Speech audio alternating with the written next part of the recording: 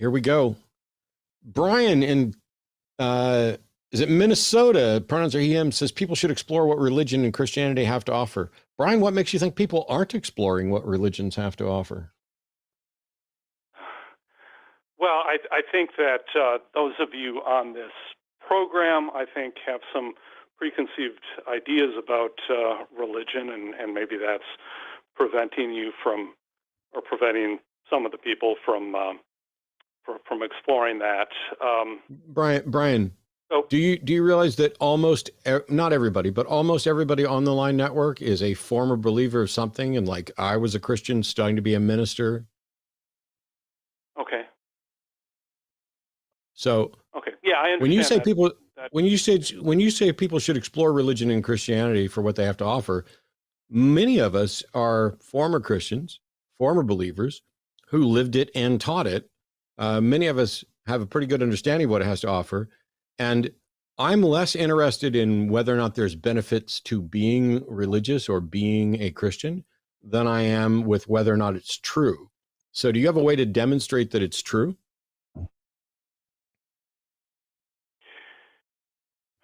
Okay.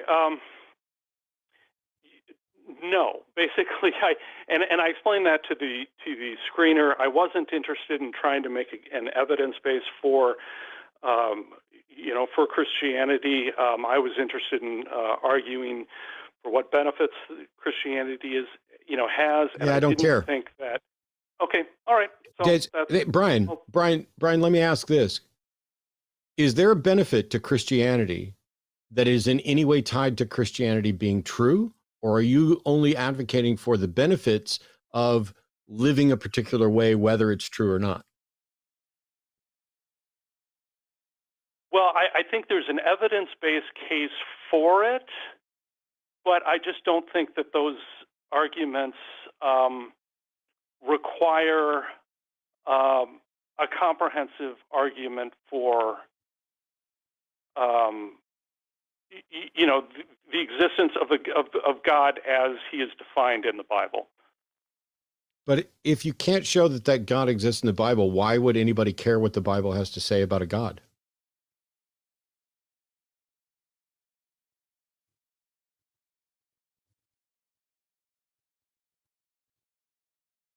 Okay, so I think part of the issue here is, as I understand it, you come from a very specific part of Christianity, right? You come from the South. You come from a very specific sect of Christianity. Isn't that true?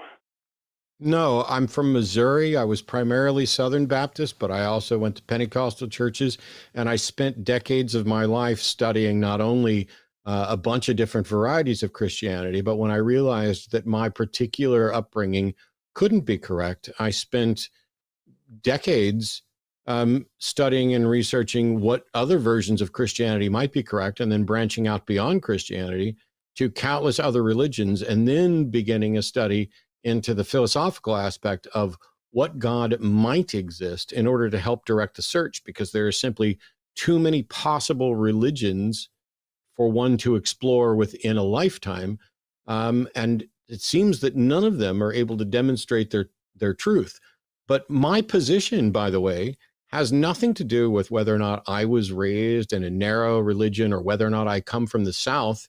Are you suggesting that someone raised in a narrow religion coming from the South can't have a better understanding of religion than you do? Well, the point I was trying to make was that I'm sorry. The question I asked was, are you suggesting that someone who comes from the South and comes from a narrow version of Christianity can't know more about religion than you do? I wouldn't say that. No, I wouldn't say that. Then what difference does it make whether or not someone comes from the South or whether or not they come from a narrow version of religion? Well, I think the more experience with a variety of religions you have, the more, the better sense you have of kind of what religion is for, and I do too, which is why I've spent my entire life studying it and debating it. I'm wondering why you decided, rather than actually having a conversation, to just say, to set up a straw man dismissal, suggesting that from your understanding of who I am, that I come from the South and a narrow understanding of religion. You do realize that I've engaged on these topics with people of many different religions for many decades now. So why on earth would you try to dismiss it as if I'm just some guy from the South with a narrow understanding of religion? No, yeah, and I'm not trying to dismiss you entirely. I'm just saying from my experiences. I'm not trying to dismiss me entirely, but you're trying to dismiss me a little bit. Well, I'm trying to say that I have something of value to say, basically, based on my experience, and but it sounds if like I have something, if I have something something of value to say, Brian, is it ever reasonable for me, if I have something valuable to say Brian doesn't have a good understanding of logic and evidence? Would that be the way to start to present my case? I would say no. Then why did you start with I'm from the South and have a narrow view of understanding of religion? Well, I was just trying to answer your question, and I don't think that's honest, but I'll let Erika jump in here, because now I think you're just backpedaling, and it's fine. Yeah, I mean, I think, Brian, if I may, it sounds a little bit like maybe you didn't know Matt's full background or something along those lines, and kind of had a line of inquiry with an assumption as to like where he was coming from, when I think from Matt's perspective, right, he's looked into this quite a bit more than I would imagine you would give him credit for. I get where you're coming from with this idea that, okay, Christianity or religion in general has something to offer people, right? It's stuck around for a lot of different reasons, but some people would say that that's one of them, that it gives people, a sense of community or shared beliefs or shared values or whatever. And, my response to that, as it has been in the past, will be the same here, which is that we can get that from areas that are not religious, right? We can form communities around non-religious ideas. We can have values that are non-religious in nature, and that would be nothing new. That wouldn't be novel for a human society or a human community to do. We've seen that all throughout history as well. Non-religious organizations, non-religious sets of values that indeed people have rallied behind and gotten, presumably, and admittedly this is a presumption on my part, quite a bit of, they have benefited quite a bit from that.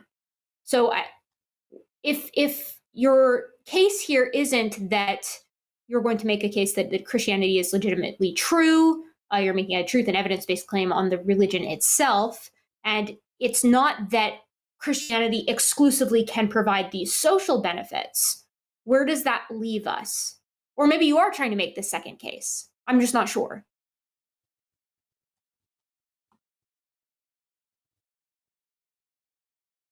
Yeah, I'm not sure what to say in response to that. Yeah, I mean, if you want, I'm not sure.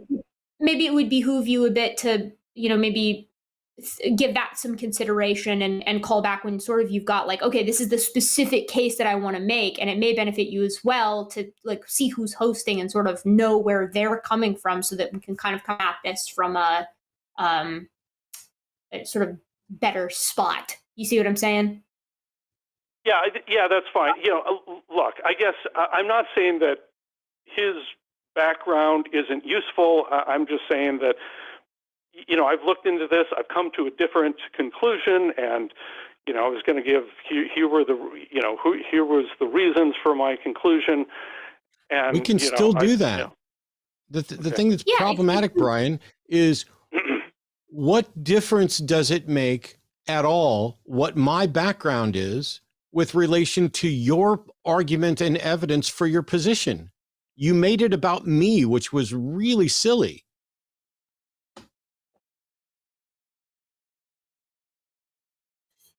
Yeah,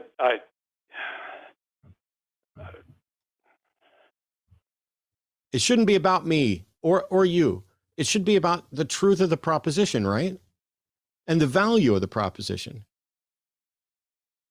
Do you think you can make that case, Brian? Like, as a pivot here, right? Do you think maybe is the case that you're trying to make are you coming at it from a sort of empirical or objective standpoint, or are you sort of making a case that is anecdotal? And if it's the latter, I would suggest maybe taking some time to frame it, at least I'll speak for myself, although I feel like this applies to Matt as well.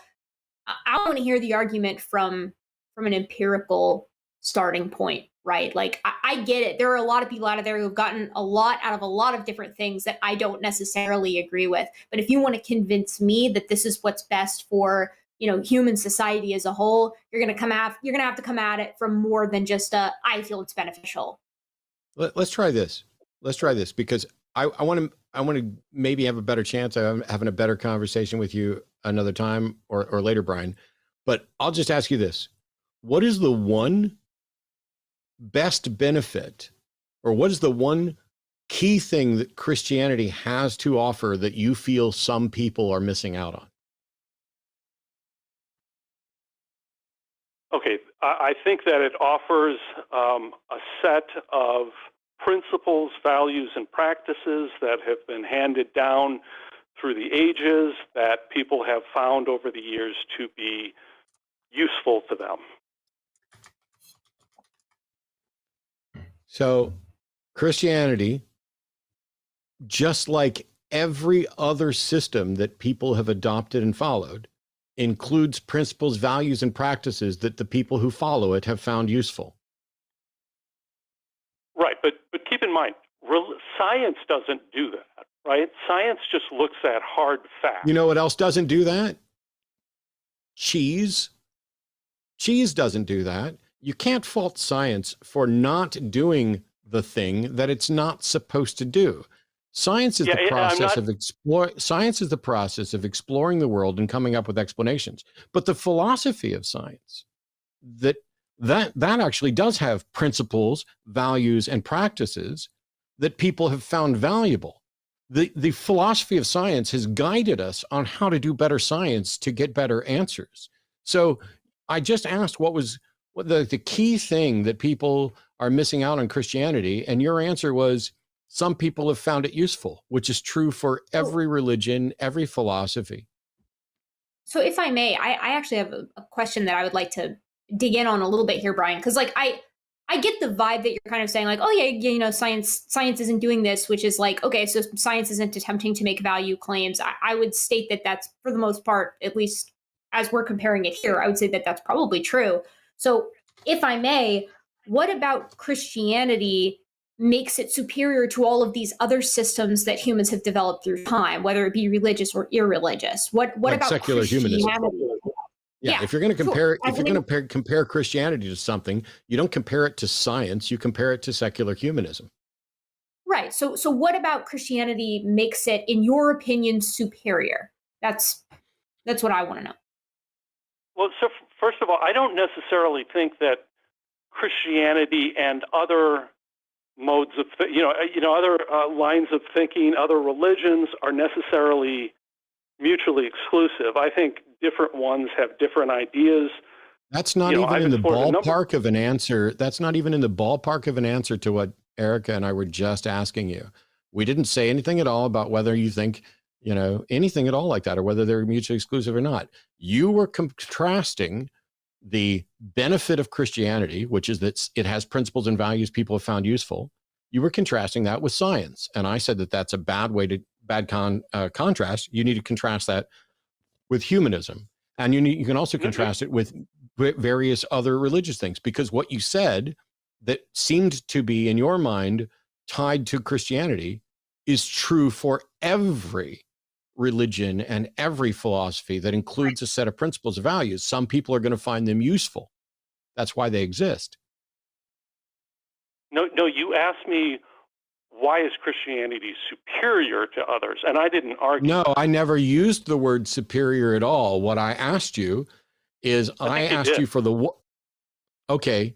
I think that was me. Let's rewind and put $500 on it. You want to do that? Yeah, Brian, I think it was me that did that.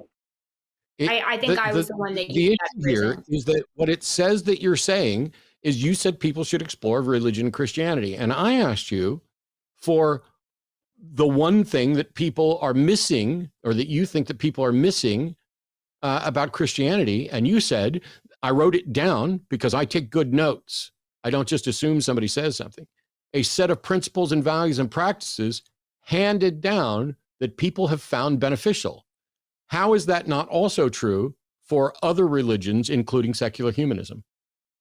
I think it is true for those, and I think people should explore those as well. So why on earth should I explore Christianity as opposed to any other philosophical view? Because it has some different ideas and different approaches. Then why didn't you say that rather than saying the thing that's true of all of them? What is it about Christianity in particular that we're missing?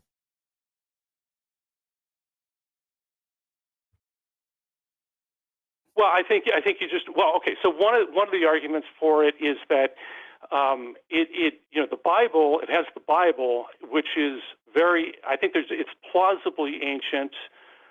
It's been around for a long time, so people have been passing it down and finding it to be useful to them, which I think is an argument for its reliability, its usefulness. No, sir. It's actually a fallacy, because the truth of something and the usefulness of it is not impacted anyway by the length of time that the idea has been around, how popular it is, how many people follow it, how strongly they believe it. I asked you just now for what specific benefit there is to Christianity, and you just said it's old. Okay, well, I'll address one specific thing that the Bible says. Okay, so one of the things that the Bible says is, and I'm quoting, "A prudent person foresees danger and takes precautions. The simpleton goes blindly on and suffers the consequences." So it's telling you, look out for danger. So, for example, I take that to heart by wearing seatbelts, by not smoking, by not skydiving. Why? Because there's scientific evidence that those things, help to protect me. You know what? Seatbelts. You know what? Do you think that there was evidence that it would be wise to take precautions when the Bible was written? Do you think that those people understood that there's, do you think their lived experiences of whoever wrote Proverbs 27:12 understood that, hey, it's wise to take precautions? Yeah, and I think that's why he wrote that. Does that have anything to do with the truth of Christianity at all? Isn't that just a saying that could exist and probably did exist virtually anywhere in the world where anyone had ever observed danger and taken precautions against it in the future? Yeah, I'm sure other people. So when I asked for what is it we're missing from Christianity, you said that it's a set of principles, values, and practices that handed down that people have found valuable. And then when I pointed out that was true of every religion, and or nearly all of them, and wanted something specific to Christianity, you went to Proverbs to point out something that any infant figures out in the process of navigating their living room, and every adult figures out long before they're an adult. What is it about Proverbs 27:12 that made you think, wow, this is such a powerful thought that it testifies to the value and truth of Christianity? Well, look, keep in mind, a lot of people don't follow that, right? A lot of people don't wear their seatbelts. Brian, that's not what I asked. Brian, that's not what I asked.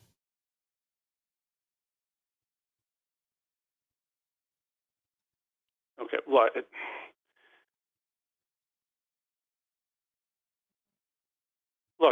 I don't necessarily think any individual thing in the Bible is uniquely valuable. But then why did you pick that one? Then why did you pick that one? Why did you pick something that every single person of any reasonable intelligence and interaction with the world would see is true?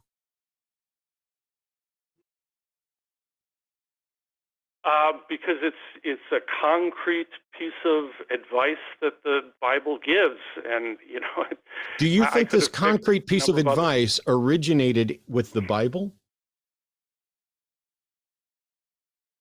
I don't know that the first person who thought about it was the person who wrote the Bible, but okay. Well, it's in the Bible. Proverbs was written later than like Genesis and Exodus, right?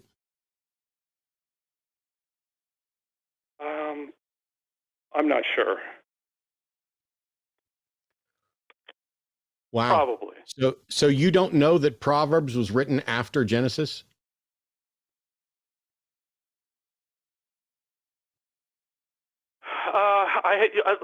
I haven't studied the exact chronology of when. Do you think Proverbs was the first book written for the Bible?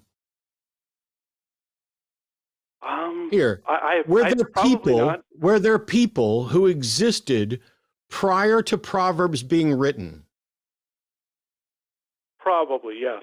Yeah, absolutely.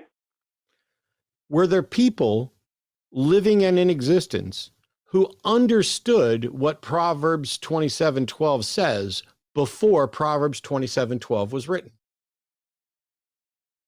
Did they understand what it says before it was written? That's what you're asking? Like the principle of it. I don't understand how this, genuinely, this is my job, and I am asking the most simple, straightforward questions. I don't understand the confusion. Prior to this passage being written, were there people alive who understood about danger and precaution? I think they did, yeah. Then how could this verse be significant at all if it was already understood?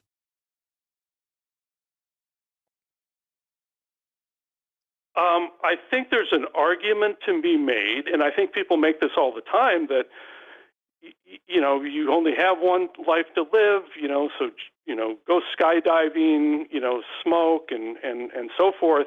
So there's another philosophy. You don't like smokers, do you? What was that? You really don't like smokers. You keep bringing up it as if it's relevant. It's not relevant. The issue here is that you cited a passage in Proverbs as if it were significant or insightful or as if it taught us something. You picked out of the entire Bible this one verse as the one that you wanted to focus on, showing the value of Christianity. And when we push back to say that people understood this before it was written, we didn't need a Bible to tell us that the wise person sees trouble coming and gets out of its way. And so when I point this out, now you're dancing around. Well, I can point to other things as well, but the point is, look, I'm not saying that. The point is, Brian, I don't care if you can point to other things. You pointed to this, and I'm pointing. If you're in an elevator and somebody desperately wants you to demonstrate why they should care about Christianity, are you telling me that you're going to quote Proverbs 27:12? If I was in an elevator, maybe not. Why have you never heard the term elevator pitch? Yeah, I mean, you'd have to make a very quick. So why is it when I ask the most obvious question, rooted in a common trope of the elevator, what's your elevator pitch? It doesn't mean you have to be in an actual fucking elevator. It means that if somebody is asking you, hey, why should I care about Christianity? Are you going to respond with Proverbs 27:12? And if your answer is no, why did you do it today? And if the answer is yes, then please answer my question from before. Well, wait, I didn't come here to make an elevator pitch because, you're not the kind of person to make an elevator pitch to, because you're not going to be, maybe quite as open to it as, maybe somebody in an elevator would.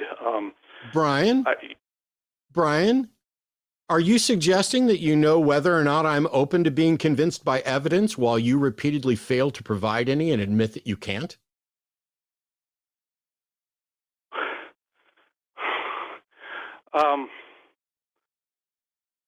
well, look, you're a professional atheist, right? And I'm not putting that down, but you're basically run a show as an atheist, so you're not necessarily going to be somebody who's going to be convinced easily.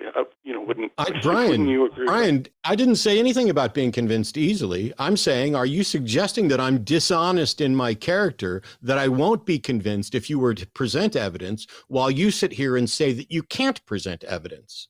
I find that incredibly ironic that you're attacking my character as I sit here and honestly explain stuff and have done nothing but ask you questions to defend what you're saying. And you keep breathing heavily, panicking and running away and then attacking my character. What should people take of this? Do you think Jesus is going to be proud of you for suggesting that I'm closed-minded because I do a show? Or is it because I know and understand this stuff way better than you? No, look, I'm not trying to attack you. I'm just saying that's the reality that you did. No, you don't get to assert.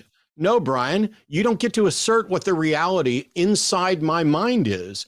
Do you have evidence that I am going to be more closed-minded to this than the person you meet in the elevator? Well, you don't have to answer. You don't have to answer that because I don't give a fuck. But the other thing is, do you realize that there are thousands of people watching this right now and tens of thousands of people watching this over the next couple of days, and hundreds of thousands of people will be watching this clip as it gets exposed? Why aren't you talking to them? Why aren't you providing the evidence for your belief? Because some of those are the people that you might have interacted with the elevator. Some of them, even if you're absolutely convinced that I'm closed-minded, some of them are open-minded. Why are you failing at every turn to present anything or even communicate openly and honestly in answer to questions, and instead making personal attacks against me?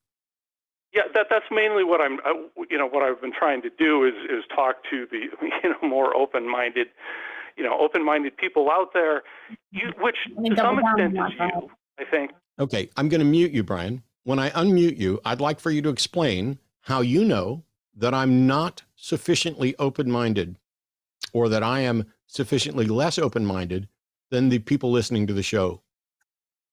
Go ahead.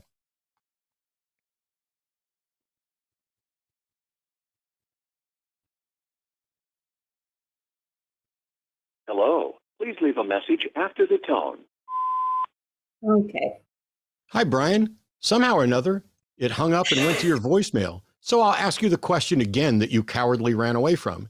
Can you demonstrate why you think I'm not sufficiently open-minded when you present zero evidence? Goodbye. It's so wild.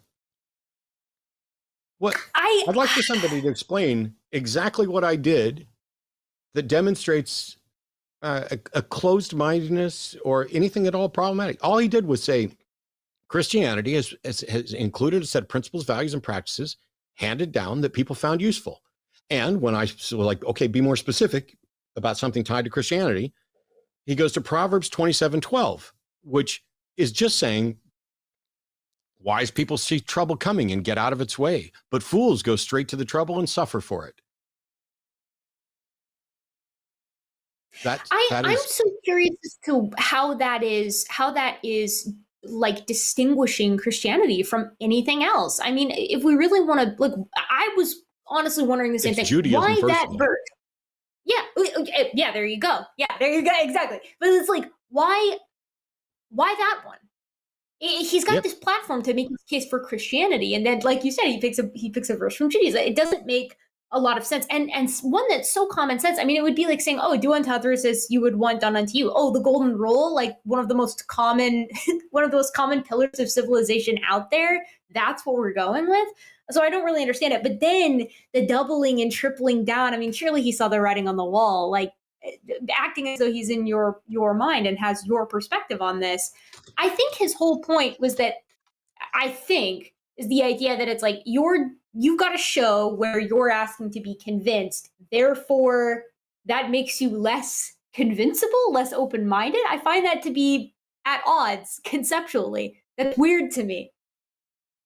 It's really strange, because all we did was sit here saying, okay, and I guess we should have known at the start, because he admitted right from the beginning when I asked that he didn't have any way to present an evidence-based case for Christianity. And I think that already puts someone in a weird position. Thank you for watching that clip. If you enjoyed it, perhaps you should join us. Join us. Join us. Join us. Join us. Join us. At patreon.com/calltheline.